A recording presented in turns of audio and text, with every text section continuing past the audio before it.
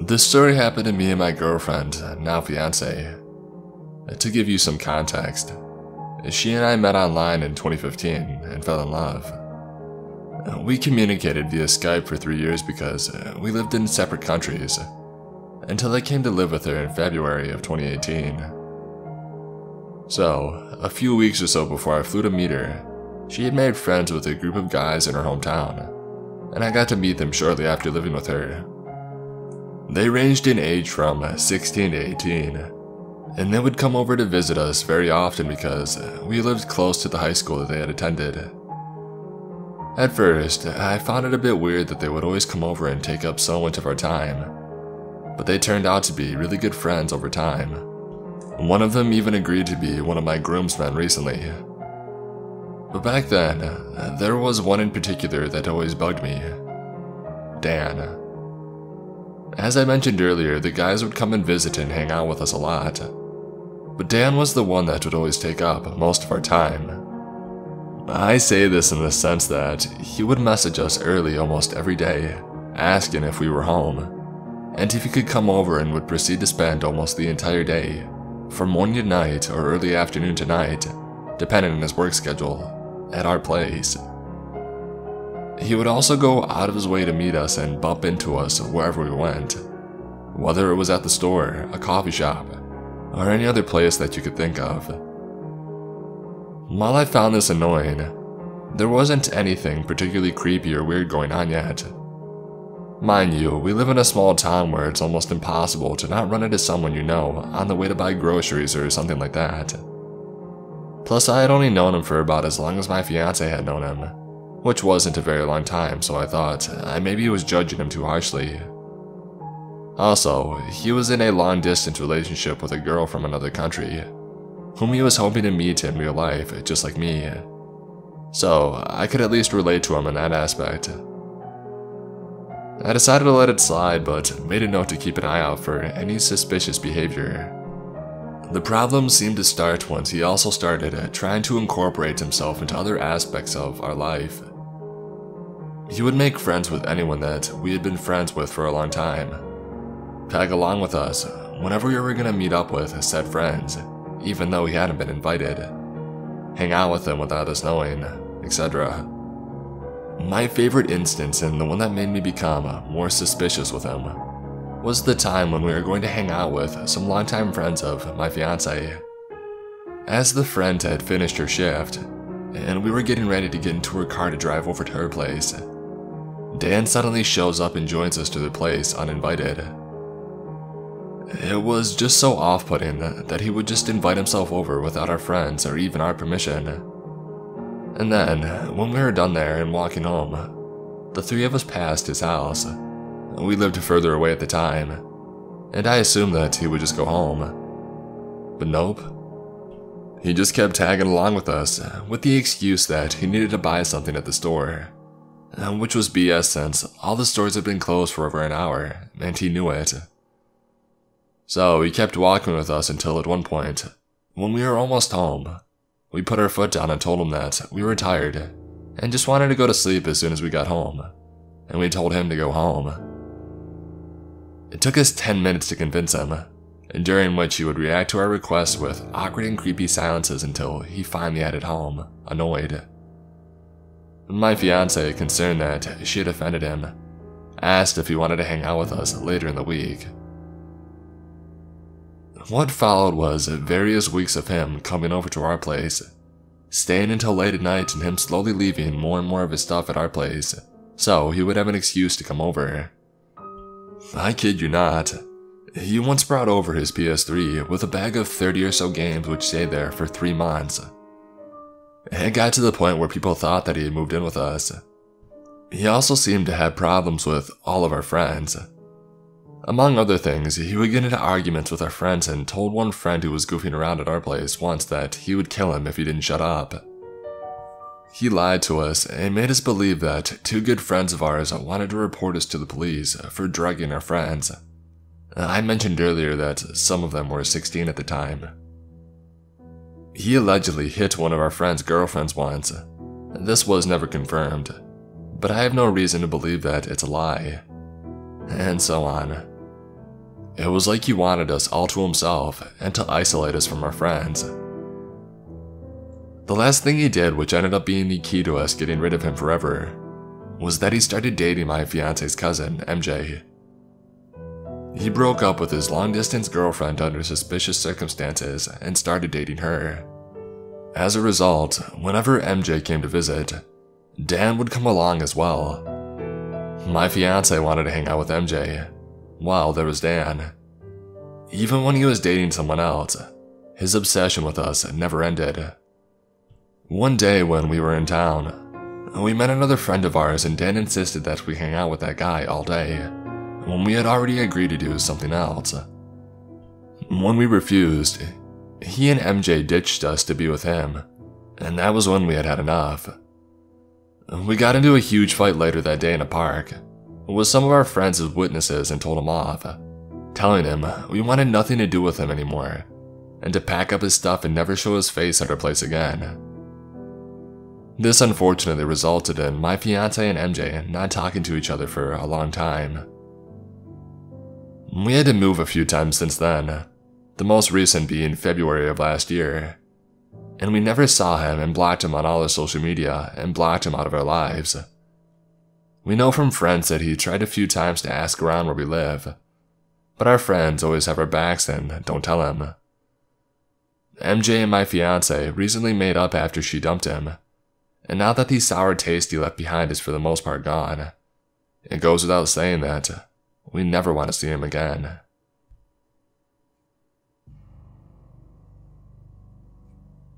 I was born and raised in Charlotte, North Carolina, and I still live on the east side. There is a local public park near my parents' house called McAlpine Creek, which is mainly a large cross-country trail stretching miles across East Charlotte. The park is enveloped by hundreds of acres of dense forest and undeveloped land that is just strictly amidst busy streets and highways. You almost don't realize how big the forest stretches because of the infrastructure around it. There is a myth or folktale about a devil church or Satan church deep within the park. There are a few videos on YouTube and other forum posts around the web of locals attempting to approach it. A simple Google search and you'll find them. In my senior year of high school, scouring the internet about this supposed church, I had somehow found a somewhat vague description of the location from someone who had attempted to go down the roads deep within the park to find it. My girlfriend at the time and I, one Friday night, decided to try to find the road that leads to the church. We drove down the winding roads behind a Carmax that borders the dense woods of the park, where there is a small neighborhood of sorts. I think I had gotten 2 street names that were in close proximity to the spot. Cautiously driving down these quiet and dark roads, we had found a seemingly abandoned dirt track offshooting from the paved road. Keep in mind, there are almost no streetlights anywhere. While driving for about 2 or 3 minutes, there had been a pickup truck in front of us, maybe 50 feet or so. Upon seeing the dirt track and our interest piqued, we stopped the car to discuss what we wanted to do. We began to slowly pull onto the dirt track. Simultaneously, the pickup truck ahead of us abruptly stopped and sat in place. We noticed this, having fully pulled into the dirt at this point, and immediately stopped and stood frozen in panic. The driver of the truck quickly put his or her car in reverse. We could see the reverse lights on, and began to immediately back up towards us. I threw my car in reverse in panic and attempted to turn back the way that we had come. I was able to get turned around and back into drive fairly quickly. In reverse, the driver of the truck was accelerating very quickly towards us. I floored the gas on my Nissan Altima. The truck driver followed us for a few seconds and then he stopped. We never looked back. We never found the supposed church. But this happening scared the hell out of us, and I've never considered attempting to go back. So, I would have been 11 or 12 on my way home from school. I was on my bike, but I stopped by this table outside someone's house. It was used locally as a sort of recycling table. People would leave their old stuff there and take other people's old stuff, There would be ads for free furniture like sofas and tables that people didn't need anymore, as well the whole thing was pretty nice. So, I stopped there on my way home to see if there was any stuff that I wanted. And while I was looking through some of the boxes, this other guy walks up to the table. But instead of looking through the stuff, pulls out his phone and looks at it for a couple of minutes. I was pretty shy and awkward, so I wanted to get going as soon as he appeared, but I didn't want him to think that he was the reason that I was leaving. So, I stuck around for a couple of minutes. Just as I was about to get going, he comes over to me and asks if I have a pen that he can borrow. He was talking in broken English with a pretty strong accent. I didn't recognize the accent, but from where I lived, it wasn't out of the ordinary. He was pretty blunt and came off a bit rude about it as well. And I remember thinking it was kind of weird for him to be good with talking like that to a shy 11-year-old girl. But I put that down to him apparently being in his second language. I didn't really feel threatened by him at this point, since he was on foot and I had a bike. I really wanted to just get home, but I did have a pen and I didn't want to look rude, so I opened my bag to get one for him. My pencil case was right at the bottom of it though, so I awkwardly turned out the contents of my school bag on the pavement to get a pen. At this point, another guy on a bike comes around the corner, and I guess he saw a middle-aged man talking to a kid, with their stuff tipped everywhere, and pulled over to ask if everything was okay. He asked me if I was okay, if I knew this man, etc. Both me and the pen guy tried to tell him that it was fine, that I was just lending him a pen.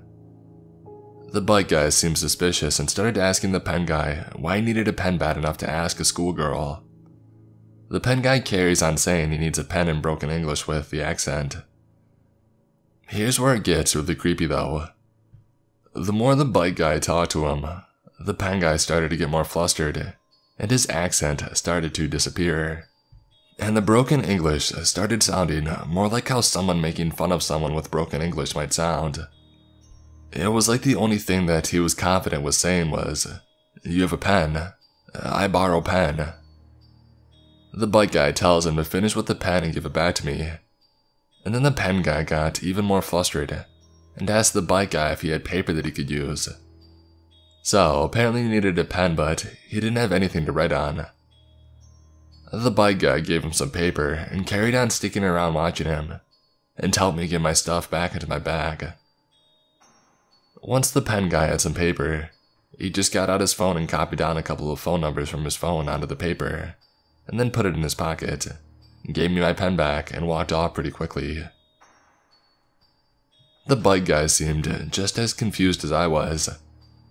I was really shy and awkward and probably didn't explain what was going on much better than the pen guy did.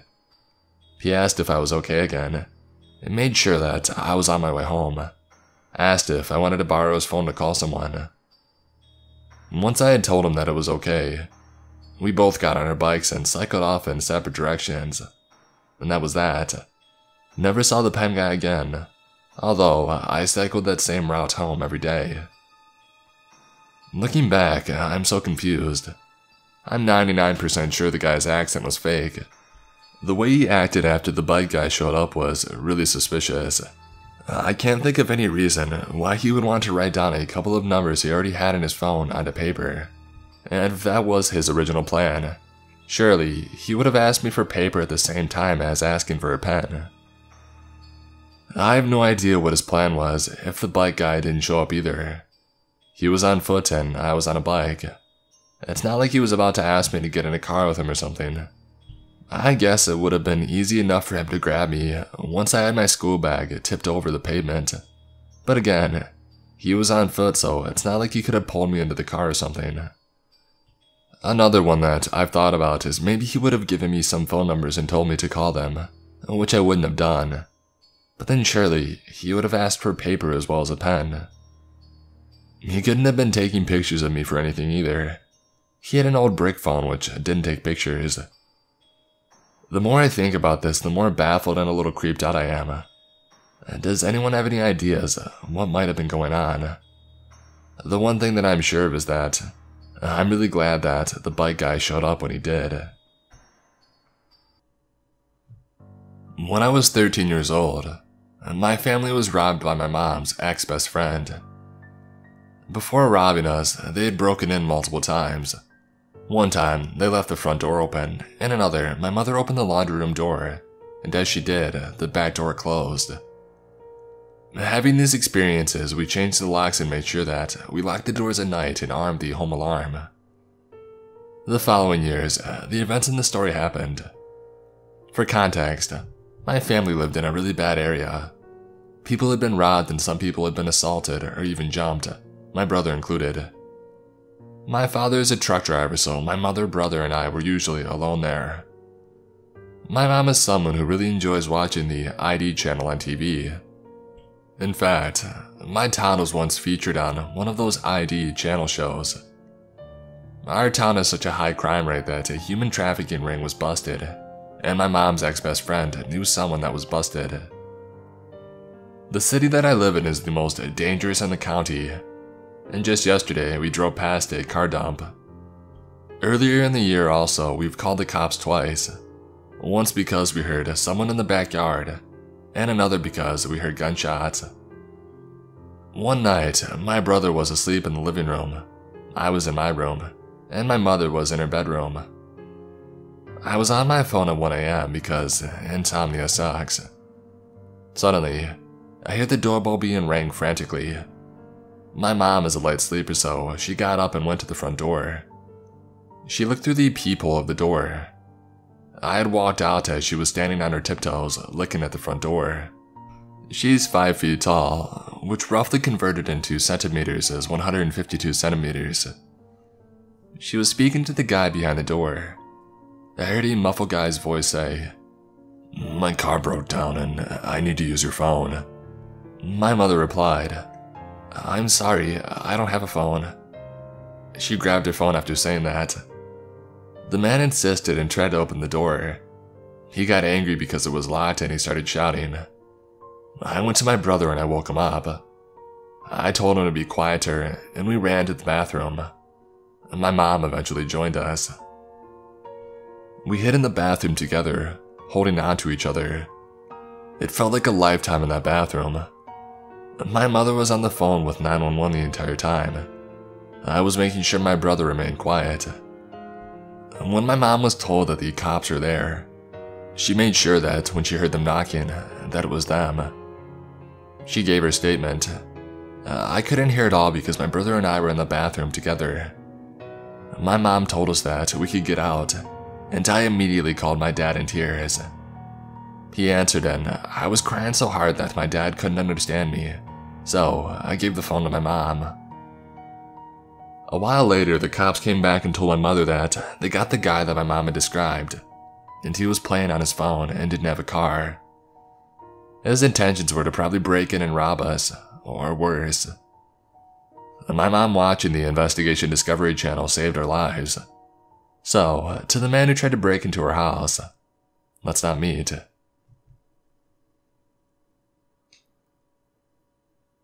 This happened 2 nights ago and I'm not over it. I was working in my bedroom, which is where my desktop is set up, and it was about 12:45 AM when I decided to wind down for the night. My husband had gone to bed around 9 PM, but selflessly offered to take up the guest room so I didn't have to stop working. He's awesome. Typically when this happens, my husband takes our dog with him. So imagine my surprise when I turned the lights off and saw my pup crawl out from the other side of the bed, give a big stretch and come up with me. It was 1 AM on the dot. I turned on the patio light and I let the dog out to go to the bathroom. She's older and tends to wake up in the middle of the night to go. I thought that I would prevent that from happening. I watched through the blinds as my dog stared out of my sightline and began to wag her tail profusely. She crept just out of view, her eyes very focused. I got a gross sense of dread and began to panic. I threw the door open and called for her, and that's when I heard him. I don't know what he said, I was too petrified to listen, really. She didn't come at first. just kind of looked at me and back at the person on my porch, who I couldn't see. I noticed then that there were pillows and a blanket stacked on top of my grill that for sure weren't mine. I screamed my dog's name and she came back in. I ran to the other side of the house and woke up to my husband, shouting there was someone on our porch. He got up in disbelief and wandered to the patio entrance from the kitchen and opened the door. There, a young man about 20 or so sat on the ground against our house. He was barefoot and on the same wall that the bedroom entrance to the patio was on, which is why I couldn't see him unless I had stepped out. My husband asked if he was alright, but I couldn't hear his response. Husband told him that he was at the wrong house and that he needed to leave. We went to our safe and grabbed our handgun, trying to talk through the insanity in our nerves. We don't live in a crime-heavy city. We've never heard of anything happening in our neighborhood, and nothing like this had ever happened to us before. But there we were at 1 a.m., with a stranger on our patio, who had been there for God only knew how long, in the dark. When we walked back out to the living room, we saw that he had moved to a chair on our patio. My husband shined the light on the handgun at him and shouted for him to leave. I called the police. When they arrived, the man was gone, but his pillows and blanket were still there. One of the officers told us that he believed he knew who this young man was. He had a psychotic episode earlier in the week after coming off of his bipolar meds. He lived nearby and was probably headed back that way. And we're no strangers to mental illness, so naturally I felt awful that we had left to calling the police and brandishing a weapon. But at the same time, what were you doing in my yard? So, a young man who opened my gate closed my gate behind him and sat on my patio at 1 a.m. I still have your pillows. They're on my back porch where you left them. Come back and grab them, but not when I'm home.